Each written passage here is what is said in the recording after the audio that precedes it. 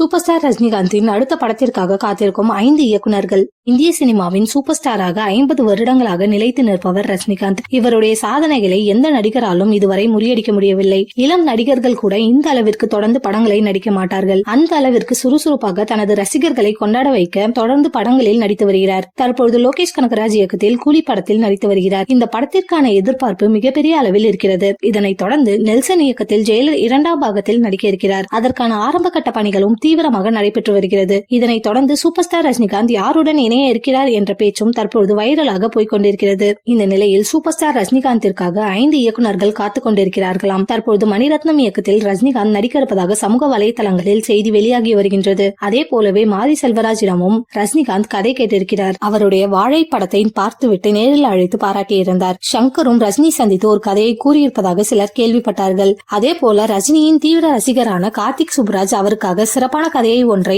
உருவாக்கி வைத்திருக்கிறாராம். இதனால் தலைவர் 173வது படத்தை யார் இயக்குவார் என்று ரசிகர்கள் ஆவலாக எதிர்பார்த்துக் கொண்டிருக்கின்றனர். இதன் அதிகாரப்பூர்வ அறிவிப்பு தலைவர் ரஜினிகாந்த் பிறந்த நாள் தினத்தில் வெளியிட இருக்கின்றனர்.